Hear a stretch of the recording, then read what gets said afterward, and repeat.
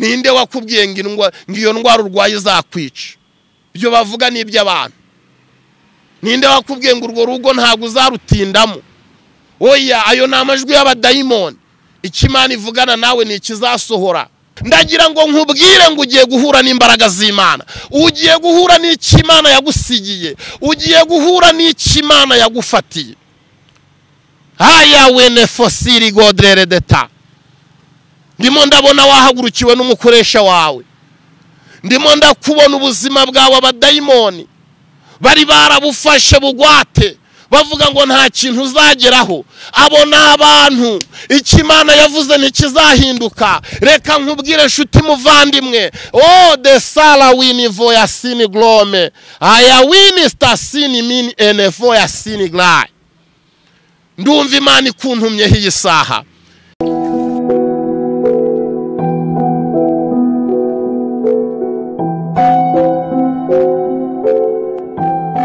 Bakunzi ba Tabarwa TV, turabaramukije cyane aho muri hirya no hino hatandukanye. Twakiriye Padiri Olivier muri studio za Tabarwa TV. Turakwakiriye Padiri. Murakoze cyane. Karine jabo. Amahoro y'Imana. Amen. Reka twinjire rero mu kiganiro dusenga dushima Imana kubw'uyu mwanya. Mana data wa twese mu gihugu cyera cyo mu ijuru, mu izina rya Yesu Kristo w'i Nazareti, turakunezerewe mwaya masaha uduhaye, isaha nk'ingiyi udasanzwe, aho ugiye kubohora abantu, aho ugiye gukiza abantu, aho ugiye kwiyerekana mwaya masaha. Warambwiye ngo mw'iyi minsi 3 y'amasengesho uzakiza benshi, uzabohora benshi, uzigaragaza mu buryo ntigeze mbona. Ndahageze rero ku uyu munsi wa nyuma w'amasengesho, nyemerera ubutware bwawe bugaragare, imbaraga zawe ziherekeze ico ngiye gusohora nkoreshejwe nawe. Reka umfashe n'uyu mugaragu wawe, kandi ikirere cyo kwerekerwamo no gutabarirwamwo mwami kiboneke mw'iyi saha. Reka ntabarijya ahubwo abari wowe, izina ryawe ari ryo rishirwa hejuru. Nkubisa hasi imbaraga z'abazimu, nkubisa hasi imbaraga z'abarozi n'abapfumu, nkubisa hasi byiyitirira Imana, nkubisa hasi buri mwuka wose utavuga Imana. Ndasenze kugira ngo ikiganza cyawe gukora kwawe ariko kugaragara mw'iyi saha. Reka icyubahiro cyawe ari cyo kigaragara, izina ryawe rishirwe hejuru mu izina rya Yesu. Amen. Amen. Ni televiziyo abantu bageraho barushe bagatabarwa, ni televiziyo duhuriraho n'amagambo ahumuriza, ni televiziyo duhuriraho n'ijambo ry'ubuhanuzi, ni televiziyo turimo tubona abantu barimo bashimiraho Imana, abari barabuze urubyaro, abari abashomeri, abari baratawe nk'intabwa, abo Satani yasuzuguye akanasuzuguza, abo bose binjiye mu butabazi bw'ijambo ry'Imana no mu gusenga, kunyura mu butabazi. Abo turimo turagenda tubibona Karine jawe. Ubutabazi Aburahamu yabonye na Sara bamaze imyaka igera hafi ku 100 batabyara, Imana irabibuka. Kwibuka kwabo kwaha byiringiro ki abantu baduteze amatwi bamaze igihe kuri uwo musozi batarabona umwana? Nibyo koko Karine jabo, iyo tuvuga gutabarwa tubikura kwa Aburahamu. Aburahamu buryo yabyaye mu zabukuru, kandi abyara Imana yaramusezeranije umwana, amubona mu gihe cy'izabukuru. Uburyo yatabawemo n'uburyo isezerano rye ryasohoyemo bitwereka ubutabazi bw'Imana, bitwereka ibanga mu gusenga Imana no gutegereza Imana. Bibiliya iravuga ngo abategereza Uwiteka ntibazagwa, bazasubizwamo imbaraga, bazasubizwamo intege. Gutegereza Imana biruta gutegereza umwana w'umuntu. Aburahamu yategereje Imana arayibona. Igihe abantu babonaga ko nta butabazi buhari, igihe abantu batangiraga gushidikanya ku isezerano rye, igihe abantu babonaga ko Imana yizeye itariho. Karine jabo, mw'iyi minsi hari abantu bavugana n'Imana, abahakana Imana n'abashidikanya Imana, bakavuga ngo abahanuzi barigereranije, abahanuzi barabasheshenze, abahanuzi bari kubabwira ibintu bitazasohora. Ndagira ngo mbabwire dushingiye ku isezerano rya Aburahamu, dushingiye ku isezerano rya Sara, dushingiye ku isezerano rya Hana, Imana mu gihe cyashizwe kuyizera, kuyiringira, haracyari ibyiringiro ko Imana yatabara abakitegereje bafite kwizera gufite ibimenyetso, kuko dushingiye kuri Pastor Olivier cyangwa Padiri Olivier uhagaze aha, kwizera niko kwampesheje kuba uwondi w'uyu munsi. Kwizera Yesu ntashidikanya, kubana n'Imana ntateshuka, ngihagaze ku cyo yavuze, nicyo gitumye uyu munsi wa none amahanga yose arimo ahuruzwa no gushaka kubona no guhura n'imbaraga zikorera muri Olivier n'ibitangaza by'Imana Imana irimo kumukoresha uyu munsi. Ndagira ngo mbwira abantu badukurikiye kuri Tabarwa TV n'abantu bazadukurikira, biracyashoboka. Wowe utarabona urubyaro umaze imyaka utararubona, biracyashoboka. Wowe umaze iminsi udepoza utarabona akazi, biracyashoboka. Wowe wateragiranwe n'imiryango, uyu munsi wa none bakakubona nk'ikigo ry'inkidebire, biracyashoboka. Wowe umaze iminsi ushiragizwa, uzererezwa, ucunaguzwa n'umukoresha wawe, biracyashoboka. Ijambo ryarambwiye ngo erega haracyari ibyiringiro yuko igiti gitemwe cyakongera kigashibuka kikagira ibibabi ndetse bisa nk'ibya mbere cyangwa birenze ibya mbere. Shuti muvandimwe Karinijabo umunyamakuru, ndagira ngo nkubwire ngo Imana yatabaye Aburahamu iracyatabara, Imana yatabaye Sara iracyatabara, Imana yatabaye Hana iracyatabara, Imana yatabaye Olivier n'umunsi ikimutabara, iracyari Imana ivuga bikaba, yategeka bigakomera.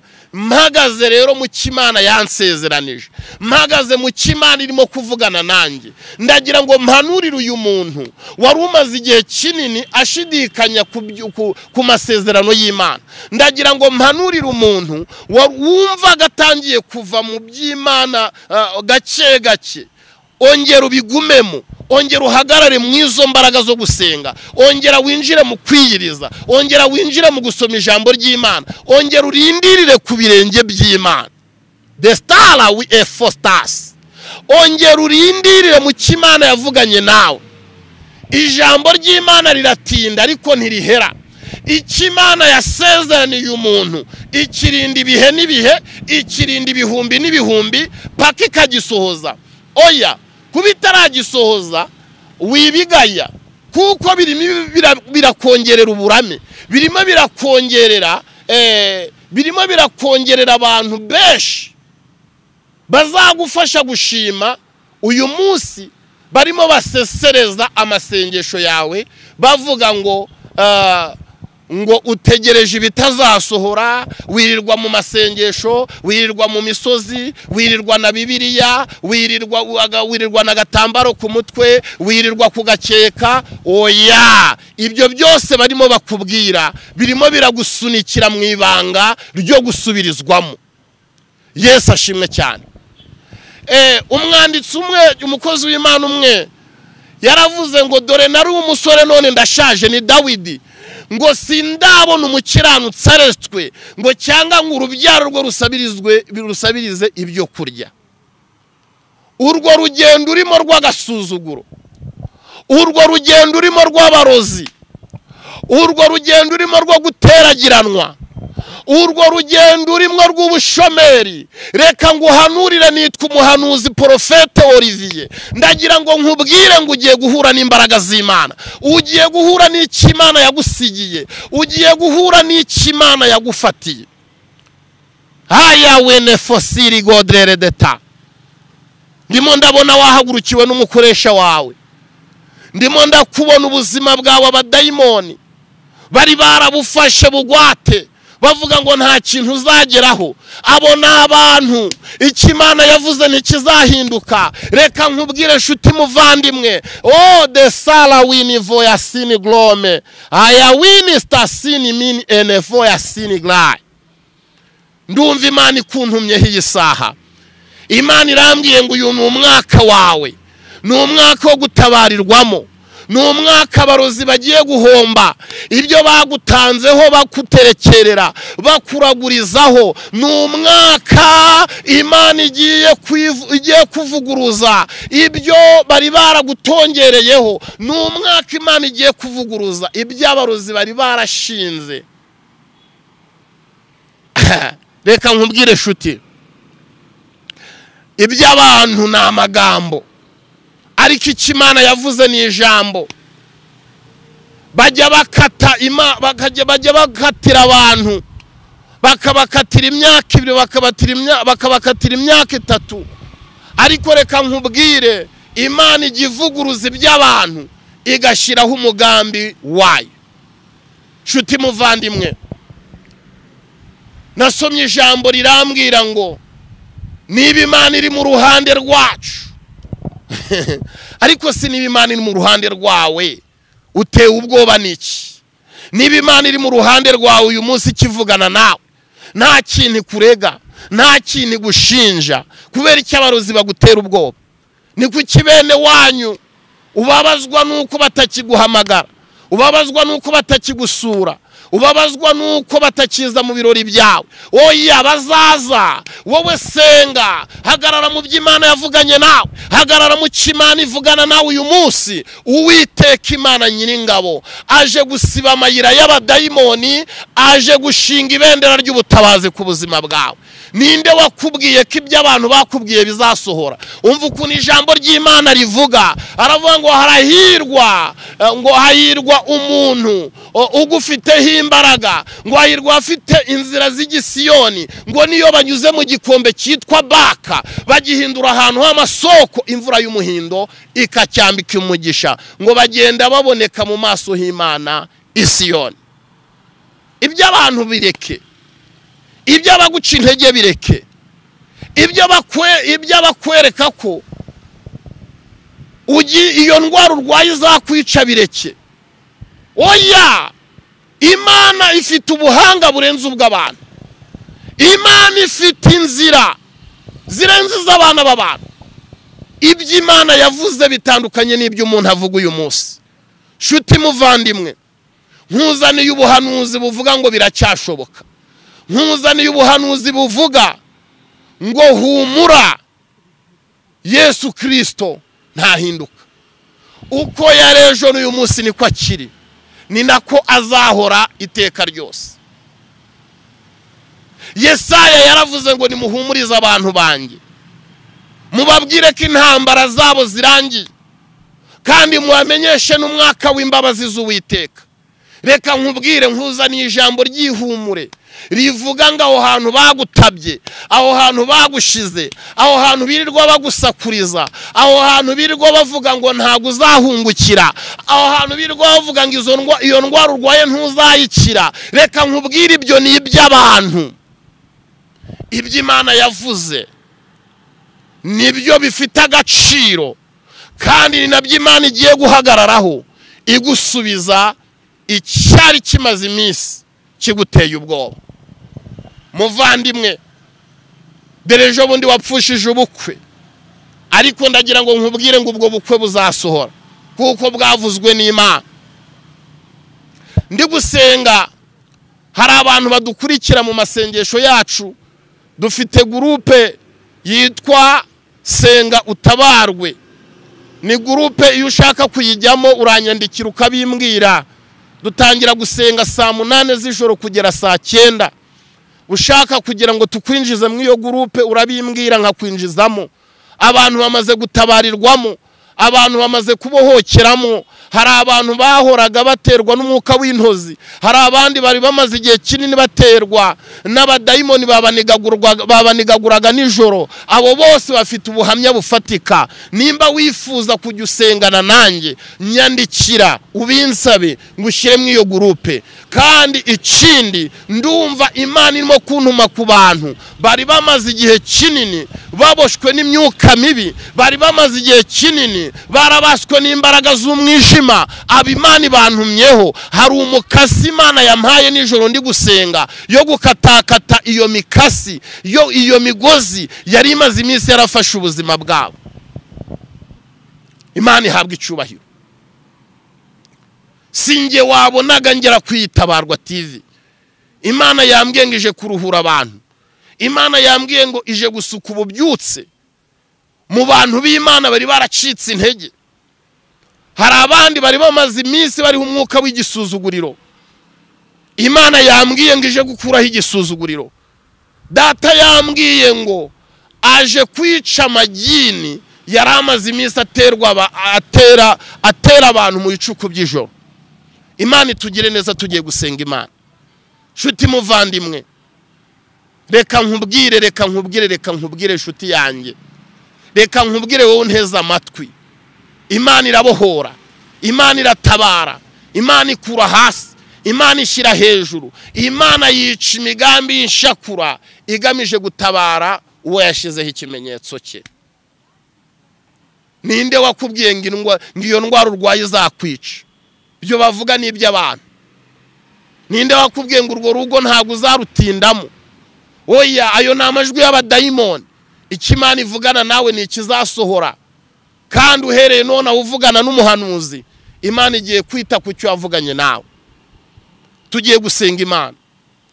Jo mundi nari ndi kumwe n'umuntu umwe arambwira ati, pastor, tubuzima bwanjye namarira, ubuzima bwanjye ni inyuro gusa, njya banyurira, nambara banyurira, ndyama banyurira, ubuzima bwanjye ni intimba n'umubabaro. Ndamubwira nti ibyo birenze amaso, uhanga amaso Yesu. Uyu munsi wa none Imana yamutabaye, barimo baramubona nk'umuntu w'agaciro. Oya, abo bantu barimo bagusuzugura, abo bantu barimo bakubwira ngo ubuzima urimo buzaguhitana, nibo bantu bagiye gufatanya nawe gushima Imana. Oya, wibarenganya, wibarwanya, wibasubiza, wikwisobanura. Imana yo mwijuru ibyo igiye kugukorera bigiye gusobanura uriwe. Ibyo Imana igiye kugukorera bigiye kugaragaza Imana wasenze, Imana wakurikiye. Nanjye nari narajugunwe, nari naratawe, nta muntu warunzi, ariko nari nibitseho ibanga ryo gusenga, nari nibitseho ibanga ryo kuvuga ngo Uwiteka, amaso yanjye azakubona n'ayanjye sayundi. Kugeza uyu munsi wa none isi yose irarangamira Olivier. Abantu bose barimo baravuga ngo barakamarande bifuza guhura nanjye, ariko icyo gihe nkimeze nabi nta muntu warunzi. Nawe ubwo buzima uri muzabuvamo, iyo kesi uri muzayivamo, uko guteragiranwa kuzarangira, ubwo bushomeri ugiye kubona nk'inzozi, ubwo busiribateri bugiye kurangira. Reka nkubwire, nta hantu kuri Imana itakura umuntu, nta n'ahantu hafi Imana itageza umuntu. Tugiye gusenga Imana. Nkomeza kubashimira mwe mukomeza kutwereka ko mudukurikira 5 kuri 5, kandi ndakwinginze iki kiganiro ntukakihererane, ndakwinginze ujye ugira uruhare rwo kugisharinga bagenzi bawe, kandi Imana izagufuha umugisha kubwo gushigikira uyu murimo w'Imana. Reka dusenga Imana, kandi turacyari kumwe. Ndumva Imana intumye ku buzima bwawe. Nimba ukeneye ko dusengana, hasi hari nimero mpamagara, nyandikira, andika hasi comment, andika utubwire ko ibiganiro byagufashije, uduhe n'ibyifuzo, turahari ku bwawe.